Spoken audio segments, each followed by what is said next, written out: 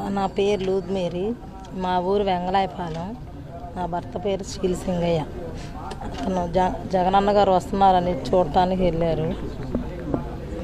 అది యాక్సిడెంట్ అయితే అక్కడ కారు తగిలిందని అయింది మాకు. మరి నేను కూడా జగనన్న గారిని చూడటానికి నల్లపాడు దగ్గరికి వెళ్ళాను. వెళ్తే మాకు ఫోన్ చేశారు. ఫోన్ చేస్తే మేమేమన్నా అక్కడ నుంచి హాస్పిటల్కి బాగానే ఉన్నారు, బాగానే మాట్లాడారు. మా ఇద్దరు పిల్లలని చెప్పారు, మా ఊరు పేరు చెప్పారు, మా మామయ్య పేరు చెప్పారు, మాకు నా పేరు కూడా చెప్పారు. మరి హాస్పిటల్ తీసుకెళ్ళారు. ఫోన్ చేయగానే మేము వెళ్ళాము. అంబులెన్స్లో ఏమైందో మాకు డౌట్గానే ఉంది. అంబులెన్స్లో ఏమన్నా చేశారేమోనని. అది జగనన్న గారంటే మాకు చాలా అభిమానం. కానీ మమ్మల్ని ఎంతమందో వచ్చి ఇబ్బంది పెట్టినా కానీ మేము ఆయన గురించి మాకు అండగా ఉన్నారని జగనన్న గారు. మేము వాళ్ళకి ఏది కూడా మేము చెప్పలేదు వాళ్ళకి. ఎందుకంటే మాకు సాయం చేసే నాయకుడు, మా అభిమానం ఉన్న నాయకుడు ఆయన. ఏమని చెప్పారమ్మా మీ దగ్గరికి వచ్చి? ఏమని చెప్పారు?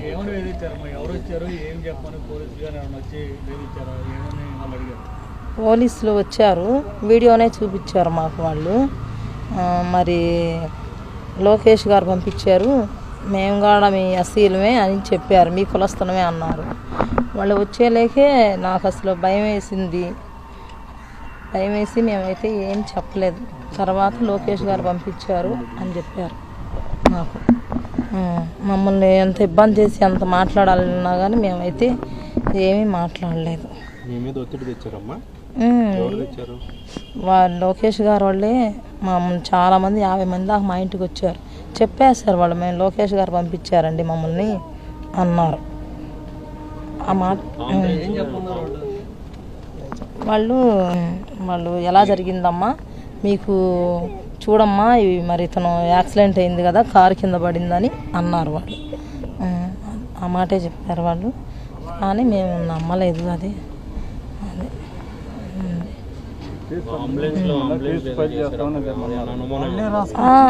అంబులెన్స్లో మరి బాగానే మాట్లాడాడండి.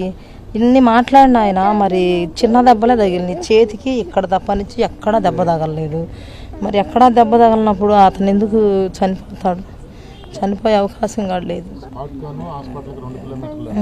ఉంది. మరి ఒక్కరావు దెబ్బకే చనిపోడు, ఏదో అంబులెన్స్లో జరిగిందనే మాకు అనుమానం. మరి జగనన్న గారు మా పార్టీ వాళ్ళు వచ్చి మేము తీసుకెళ్తాం, మా పార్టీ నాయకుడిని మేము తీసుకెళ్తాం మా ఆటోలో అన్నా కానీ వాళ్ళు అసలు ఒప్పుకోలేదంట. అంబులెన్స్ రావాలి, దానిలోనే ఎక్కించుకుంటాము అని చెప్పారు. మరి ఈలోపు ఆలస్యం అయ్యేలేకి ఇదయిందో మరి ఎట్లన్నా కానీ అంబులెన్స్లోనే ఇదయిందండి.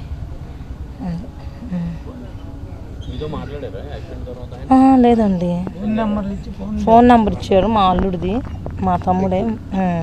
అయితే మా తమ్ముడు మా దగ్గరే ఉంటాడు. చెప్పంగానే మేము వెళ్ళిపోయాం. ఏంటంటే అమ్మ చిన్న దెబ్బలే అని చెప్పారు. చెప్తే మాట్లాడలేదండి, ఆయనతో మాట్లాడలే. ఆయన ఎవరో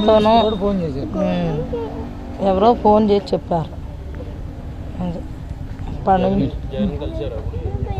ఇప్పుడు కలిస్తే ఆయన మాకు కుటుంబానికి అండగా ఉంటామమ్మా. పిల్లల చదువులకు బాధ్యత.